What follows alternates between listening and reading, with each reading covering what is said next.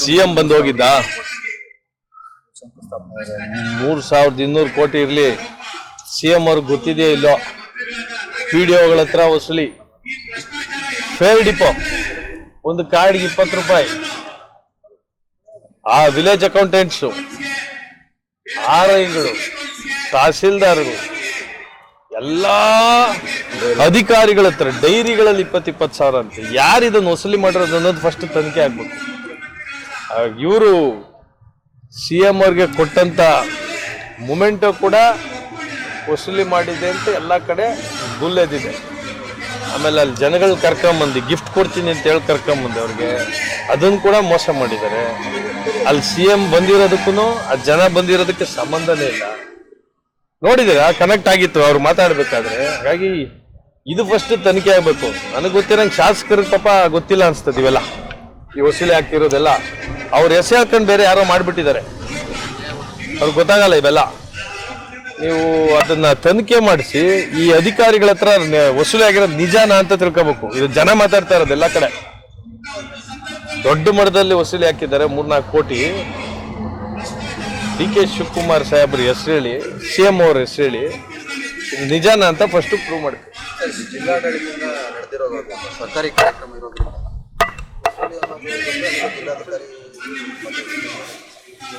ವಸೂಲಿ ಅನ್ನೋದಕ್ಕೆ ಪ್ರೂಫ್ ಕೊಡಕ್ಕಲ್ಲ, ದೇಶಕ್ಕೆಲ್ಲ ಗೊತ್ತು ವಸೂಲಿ ಆಗಿದೆ. ನೈತಿಕತೆ ಯಾರು ತಗೋಬೇಕು ನಾನು ಹೇಳ್ತೀನಿ. ನಾಳೆ DC ಅವ್ರನ್ನ ಮೀಟ್ ಮಾಡೋದಿದ್ದೀನಿ, ನಾಳೆ ಅವ್ರಿಗೂ ತಿಳಿಸ್ತೀನಿ. ಸರ್, ಇದು ಸರ್ಕಾರಿ ಕಾರ್ಯಕ್ರಮ ಆಯ್ತು, ಸರ್ಕಾರಿ ಕಾರ್ಯಕ್ರಮ ಅಂತೇಳಿ ಕಾರ್ಡ್ಗೆ 20 ರೂಪಾಯಿ. ವೆಚ್ಚ ಎಲ್ಲ ಅದು ವೆಚ್ಚ ಎಲ್ಲ ಯಾರು? ಅಲ್ಲ ಸರ್, ಜಿಲ್ಲಾಡಳಿತ ಭರಿಸಿರುತ್ತಲ್ಲ ಸರ್. ಜಿಲ್ಲಾಡಳಿತ ಇಲ್ಲಿ ಇವ್ರ ಹತ್ರ ಇಸ್ಕೊಂಡು ಮಾಡು ಅಂತ ಹೇಳೋದು. ಏನೋ ಪೆಂಡಾಲ್ಗೆ ಗೌರ್ಮೆಂಟ್ ದುಡ್ಡು ಉಪಯೋಗಿಸ್ತಾರೆ, CM ಅವ್ರು ಬರೋದಕ್ಕೆ ಉಪಯೋಗಿಸ್ತಾರೆ. ಜನಗಳು ಕರ್ಕೊ ಬರೋದಕ್ಕೆ ಗಿಫ್ಟ್ಗಳು ಕೊಡು ಅಂತ ಹೇಳಾರ. 10 ದಿವಸ ಪೆಂಡಾಲ್ ಇತ್ತು, ಗಿಫ್ಟ್ ಇಲ್ಲ, ಟೌಲ್ಗಳು ಕೊಟ್ಬಿಟ್ಟವ್ರೆ. ಏನೋ ಅವ್ರಿಗೆ ಇಷ್ಟ ಅಡ್ಡಕ್ಕೆ ಸ್ವಂತ ದುಡ್ಡಲ್ಲಿ ಕೊಟ್ಟಿದ್ರೆ ನಮಗೆ ತಕರಾರಿಲ್ಲ. ಕಾಂಟ್ರಾಕ್ಟರ್ಗಳ ಹತ್ರ ಈಸ್ಕೊಟ್ಟಿದ್ರು ನಾವು ಮಾತಾಡಂಗಿರ್ತಾ ಇರ್ಲಿಲ್ಲ.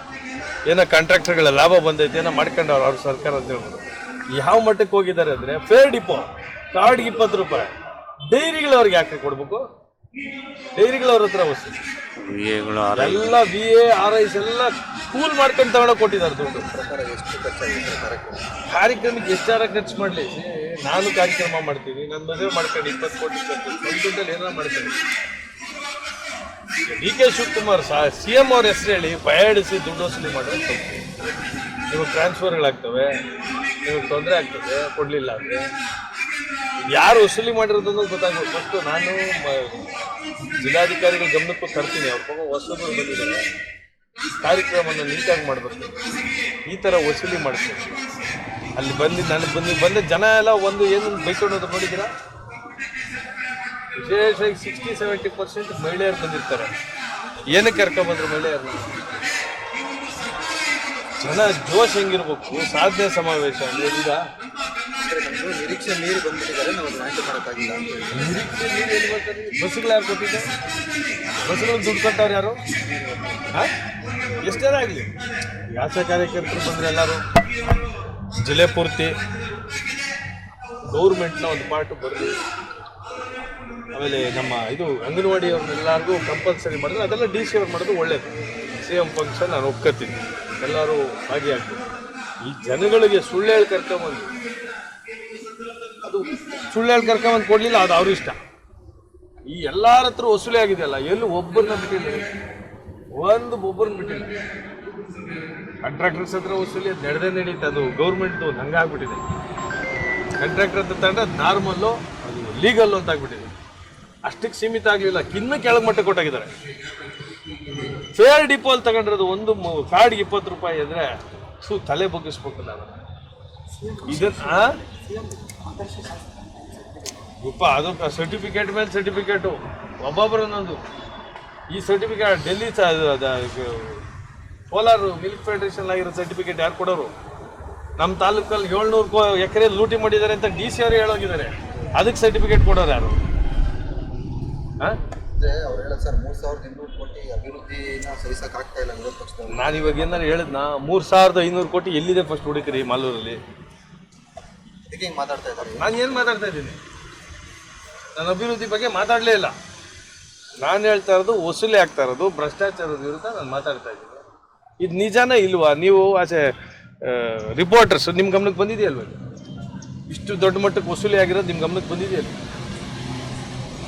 ಇದು ನಾಗೇಂದ್ರ ಅವ್ರ ಮೇಲೆ ನಾವೇನು ಮಾಡ್ತಾ ಇದೀವಲ್ಲ, ಅದು ವ್ಯಕ್ತಿಗತವಾಗಿ ಅಲ್ಲ, ಅಲ್ಲಿ ಲೂಟಿ ಆಗಿರೋದು ಯಾರು ಅಂತ ಗೊತ್ತು ಹಿಡೀರಿ ಅಂತ.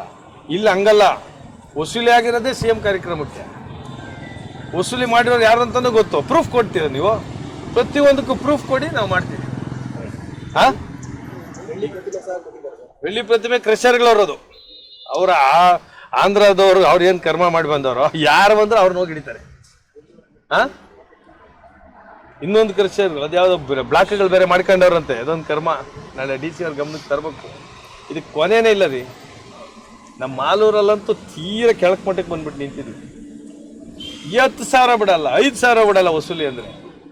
ಅದು CM ಕಾರ್ಯಕ್ರಮಕ್ಕೆ ರಾಜಾರೋಷವಾಗಿ ತಗೊಂಡಿರಂಥದ್ದು. ನೀವೆಲ್ಲ ಹೋಗಿ ನಾನು ಹೇಳ್ತಾ ಇರೋದು ತಪ್ಪೇನಾದ್ರು ಇದ್ರೆ ನೀವೇ ಹೋಗಿ ತನಿಖೆ ಮಾಡೋದು ನಿಮ್ದೊಂದು ಅಂಗ, ಪತ್ತೇದಾರಿ ಮಾಡೋದಲ್ವಾ ನಿಮ್ಮ ರಿಪೋರ್ಟರ್ಸ್. ನೀವು ಕೇಳಿ, ಇದನ್ನು ತನಿಖೆ ಆಗ್ಬೋದು. ಏನು ಈ ಮಟ್ಟಕ್ಕೆ CM ಬರ್ತಾರೆ ಅಂದರೆ 5-6 ಕೋಟಿ ಎಲ್ಲ ಕಡೆ ಕಿತ್ಕೊಂಡ್ಬಂದ್ಬಿಡ ದುಡ್ಡೋಗಿ. ಸೇಟುಗಳು ರೀ, ಸೇಟುಗಳು ಅಸೋಸಿಯೇಷನ್ ಅವ್ರು ಕೊಡ್ಬೇಕು. ಅವ್ರು ರಾಜ್ಯೋತ್ಸವಕ್ಕೆ, ಇನ್ನೊಂದಕ್ಕೆ, ಗಣೇಶನಿಗೆ ಎಲ್ಲ ಕೊಡ್ತಾ ಇರ್ತಾರೆ. ಇದು ಬೇರೆ.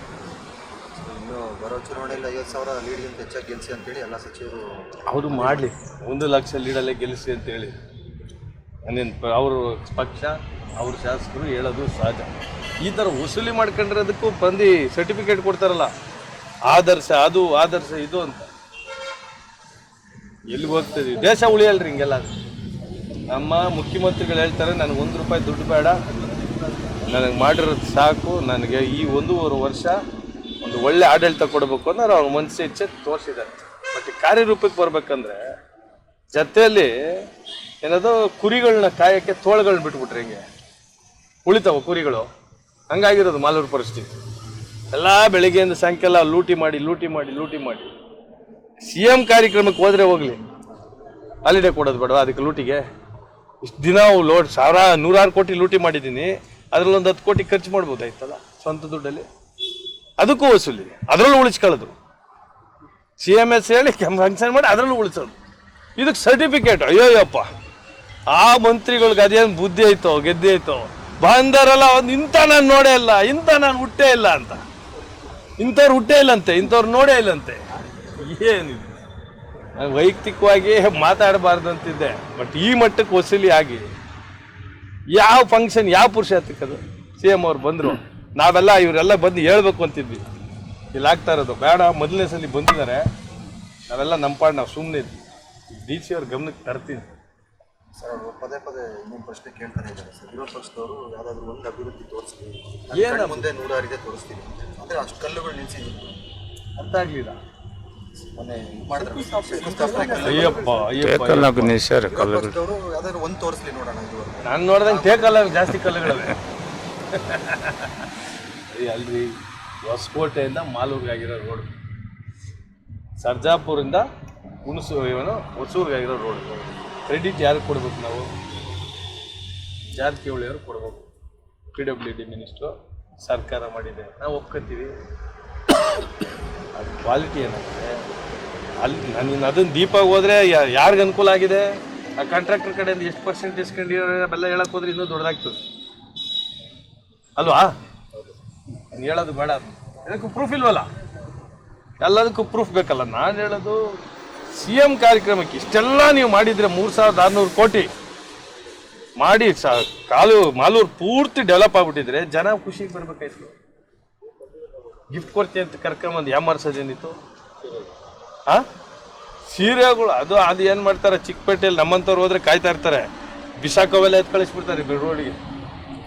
ಅದಂತಂದು ಇವ್ರು ಕೊಟ್ಟು ಉಳಿಸ್ಕೆ ಅದೊಂದು ಬಿಸಾಡೋದಾಗ್ತದೆ ಸೀರೆಗಳು. ಅದು ಕರ್ಕೊಂಬಂದಿದ್ದೇನಂತ ನೀಟಾಗಿ ಪ್ಯಾಕೆಟ್ ಆಗಿದೆ, ಒಂದು ಬ್ಯಾಗ್ ಇದೆ, ಬ್ಯಾಗ್ ಒಳಗಡೆ ಐತೆ ಅಂತ ಹೇಳಿ 15 ದಿನದಿಂದ ಎಷ್ಟು ದಿನ ಪೋಸ್ಟ್ ಪಾಯ್ನ್ ಆಯ್ತು, ಅವಾಗಿಂದ ಬಿಲ್ಡಪ್ಪು ತಂದು ಹಿಂಗೆ ಮಾಡೋದು. 5-6 ಎತ್ಕೊಂಡೋಗಿದೆ, ಕನ್ಫ್ಯೂಸ್ ಆಗಿದೆ ಅಂತ. ಆಯ್ತು, ಕನ್ಫ್ಯೂಸ್ ಆಗಿದೆ. 5-6 ಬೇಡ, ಅವ್ರು ಕೊಡೋದೇ ಬೇಡ. ದುಡ್ಡು ವಸೂಲಿ ಯಾಕೆ ಹಾಕಿದ್ರಿ? ದುಡ್ಡು ವಸೂಲಿ ಯಾಕೆ ಹಾಕಿದ್ರಿ? ಆಯ್ತು ರೀ, ಅದು ಬೇಡ. ಜನ ಬಿಡ್ರಿ, ನಿಮ್ಗೆ 50,000 ಇಷ್ಟೆಲ್ಲ ಮಾಡಿದ್ರು 50,000 ಹೋಟೆಲ್ ಗೆಲ್ಲಿಸ್ತಾರೆ. ಸುಮ್ಮನೆ ನಿಲ್ಬೇಕು, ನಾವು ನಿಲ್ತಾ ಇದೀವಿ ಅಷ್ಟೇ. ಈಗ ವಸೂಲಿ ಹಾಕಿದ್ದೆ ಇದಕ್ಕೆ CMS ಹೇಳ್ಕೊಂಡು ಅವ್ರಿಗೆ ಒಳ್ಳೆ ಹೆಸರು ಬರ್ತದ? ಬಂದು ರಿಯಾಲಿಟಿ ಚೆಕ್ ಮಾಡ್ರಿ. CM ಕಾರ್ಯಕ್ರಮ ಬಂದ್ ಆಯ್ತಲ್ಲ, ಅನುಕೂಲ ಆಗಿದೆ ಕಾಂಗ್ರೆಸ್ ಪಕ್ಷಕ್ಕೆ, ತೊಂದರೆ ಆಗಿದೆ ಹೇಳ್ತಾರೆ. ಎಷ್ಟು ನೆಗೆಟಿವಿಟಿ ಆಗಿದೆ, ಅದು ಬಂದೋಗಿದ್ದು 1 ಅವರ್ಗೆ ಮರ್ತೋಗಿದ್ದಾರೆ. ಬರೀ ಬೈಕೊಂಡು ಹೋಗಿದೆ ಜನ ಅಲ್ವಾ? ನೀವು ನೋಡಿದ್ದೀರಲ್ಲ, ಸಾಕ್ಷಿಗಳಲ್ಲ. ಈ ಮಟ್ಟಕ್ಕೆ ವಸೂಲಿ ಆದರೆ ದೇಶ ಎಲ್ರಿ ಉಳಿತದೆ? ಉಳಿಯೋಕ್ಕೆ ಚಾನ್ಸೇ ಅಲ್ಲ. ಸನ್ಮಾನ್ಯ ಮುಖ್ಯಮಂತ್ರಿಗಳಿಗೆ ಗಮನ ಮಾಡುತ್ತೀನಿ ನಾನು ತರೋದಿಷ್ಟೇ, ನಿಮ್ಮ ಮುಖಾಂತರ ನಿಮ್ಮ ಕಾರ್ಯಕ್ರಮನ ಲೂಟಿ ಮಾಡಲಿಕ್ಕೆ ಉಪಯೋಗಿಸ್ಕೊಂಡಿದ್ದಾರೆ ಇವರು. ನಿಮ್ಮ ಹೆಸರು ಹೇಳಿ ಕೋಟಿಗಳು ಲೂಟಿ ಆಗಿದೆ, ಯಾರು ಮಾಡಿದ್ದಾರೆ ಅನ್ನೋದನ್ನ ತನಿಖೆ ಮಾಡಿರಿ. ನಾನು ಶಾಸಕರ ಮೇಲೆ ಹೇಳ್ತಾ ಇಲ್ಲ, ಅವ್ರಿಗೆ ಪಾಪ ಇವೆಲ್ಲ ಗೊತ್ತಾಗಲ್ಲ, ಈ ತಗೊಳ್ಳೋದು ಬಿಡೋದು ಅವರೆಲ್ಲ ಹತ್ರ ಕೂಡ ಹೋಗಲ್ಲ. ಯಾರೋ ವಸೂಲಿ ಮಾಡಿಬಿಟ್ಟಾರೆ, ಅವ್ರು ಹಿಡಿದು ಒಳಗೆ ಹಾಕ್ರಿ. ನಿಮ್ಗೊಂದು ಕೆಟ್ಟ ಹೆಸರು, ಕಾಂಗ್ರೆಸ್ ಸರ್ಕಾರಕ್ಕೆ CM ಅವ್ರು ಬಂದೋಗಿದ್ದಕ್ಕೆ ಇದು ಕೆಟ್ಟ ಹೆಸರಾಗಿದೆ, ಅದನ್ನು ತನಿಖೆ ಮಾಡಿರಿ ಅಂತ ನಿಮ್ಮ ಮುಖಾಂತರ ಮನವಿ ಮಾಡ್ತೀನಿ. ಆಮೇಲೆ ಸರ್ಟಿಫಿಕೇಟ್ ಕೊಟ್ಟು ಎಲ್ಲ ಮಂತ್ರಿಗಳಿಗೂ ಅಷ್ಟೇ, ಈ ಲೂಟಿ ಮಾಡಿರೋದಕ್ಕೆ ಏನು ಸರ್ಟಿಫಿಕೇಟ್ ಕೊಡ್ತೀರಾ ಕೊಡ್ರಿ, ಯಾರಿಗೆ ಕೊಡ್ತೀರಾ ಕೊಡ್ರಿ ಅಲ್ವಾ? ಏನ್ರಿ ಅದು ಇಂದ್ರ ಚಂದ್ರ ಕೊಂದ್ರ ಅಂತ ಹಾಕ್ಬಿಟ್ಟು ಹೋಗ್ಬಿಟ್ರಿ, ನಾವು ಬದುಕೋದಂಗೆ? ಪಾಪ ಅಲ್ಲಿ ನನಗೆ ಒಂದು ಅಡ್ವಾಂಟೇಜ್ ಏನಂದ್ರೆ, ಅಲ್ಲಿ ಮಾತಾಡ್ತಾ ಇರಿದ್ರೆ ಇವ್ರು ಯಾರು ಕೇಳಿಸ್ಕೊಳ್ಳೋ ಮಟ್ಟಕ್ಕೆ ಆ ಕನೆಕ್ಷನ್ ಇಲ್ಲ, ಕ್ರೌಡ್ಗೇನೋ ಬಂದಿರೋರಿಗೆ ಕನೆಕ್ಷನ್ ಇಲ್ಲ. ಇವ್ರ ಪಾಡ್ ಇವ್ರು ಕಾಯ್ತಾರೆ, ಗಿಫ್ಟ್ ಕೊಡ್ತೀರಿ ಅಂತ ಹೇಳಿದ್ರಲ್ಲ, ಅದನ್ನ ನೋಡೋಣ ಅಂತ. ನೀವೇ ಹೇಳ್ತೀನಿ, ನಿಮಗೆ ನಿಮ್ಮ ಪತ್ರಕರ್ತರಿಗೆ ಹೇಳ್ತೀನಿ, ನೀವು ಯಾರು ರಾಜಕಾರಣಿಗಳಲ್ಲ. ನೀವು ನಾಳೆ ಒಂದು 20,000 ಟೋಕನ್ ನೋಡಿಸಿ ಇಂಥದೇ ಗಿಫ್ಟ್ ಕೊಡ್ತೀನಿ ಅಂತ ನಿಲ್ಲಿಸ್ರಿ. ಯಾವ CM ಬೇಕಿಲ್ಲ, ನಾನು ಬೇಕಿಲ್ಲ, ನಿಮ್ಮ ಮನೆ ಮುಂದೆ 20,000 ಜನ ನಿಂತು ಬಂದು ನೀವು ಹೇಳೋದನ್ನೆಲ್ಲ ಕೇಳಿ ಗಿಫ್ಟ್ ತಗೊಂಡು ಹೋಗ್ತಾರೆ. ಇಲ್ಲ ಅಂದರೆ ಬೈದ್ಬಿಟ್ಟು ಹೋಗ್ತಾರೆ. ಮನೆ ಆಯ್ತಲ್ಲ, ಮಾಡ್ಬೋದಲ್ಲ? ಅದಕ್ಕೆ CM ಕರ್ಕೊಬರ್ಬೇಕಾ? ಅದಕ್ಕೆ ವಸೂಲಿನೇ ಮಾಡ್ಬೇಕಾ? ಮಾಡಲ್ವಾ? ಈಗ ನಿಮ್ಮ ಶಕ್ತಿ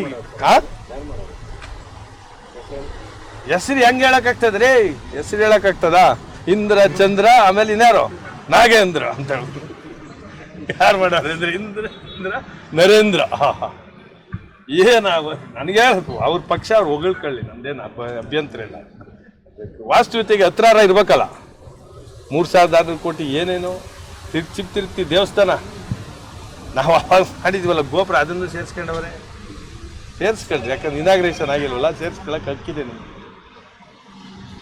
ಏನು ಮಾಲೂರಲ್ಲಿ ನೋಡ್ತಾ ಇದ್ದೀರಿ, ಆ ಫ್ಲೈಓವರ್ ಮಾಡಿ 3,600 ಕೋಟಿ ಅನುಕೂಲ ಆಗ್ಬೇಕಲ್ಲ. ನನಗೆ ಅನುಕೂಲ ಆಗಕ್ಕೆ ನಾನು ಮಾಡ್ಕೊಬಿಟ್ರೆ ಮಾಲೂರು ತಾಲೂಕಿಗೂ ಅನುಕೂಲ ಆಗ್ಬೇಕಲ್ಲ. ಹೊಸ DC ಅವ್ರಿಗೆ ತಿಳಿಸ್ತೀವಿ ಇವೆಲ್ಲ ಏನು ಕ್ರಮ ತಗೋತಾರೆ ನೋಡಿ. ಇನ್ನೂ ಅಗಲಕೋಟೆ ಬಾಕಿ ಇದೆ, ತೊರನಳ್ಳಿದು, ಇದನ್ನೆಲ್ಲ ತಿಳಿಸಿ ಹೊಸ DC ಸಾಹೇಬರು ಏನು ಕ್ರಮ ತಗೋತಾರೆ ನೋಡೋಣ. ಲೂಟಿ ಆಗಿರೋ ನಿಜ. CM ಅವ್ರ ಹೆಸರಲ್ಲಿ ದೊಡ್ಡ ಮಟ್ಟದ CM ಅವ್ರ ಹೆಸರು ಹೇಳ್ಕೊಂಡು ಮಾಲೂರು ತಾಲೂಕಲ್ಲಿ ಲೂಟಿ ಮಾಡಿರೋದು ನಿಜ. ಯಾರು ಮಾಡಿದ್ದಾರೆ ಅಂತ ತನಿಖೆ ಮಾಡಿಸ್ಲಿ ಅಂತ ನಾನು ಕೇಳ್ತೀನಿ.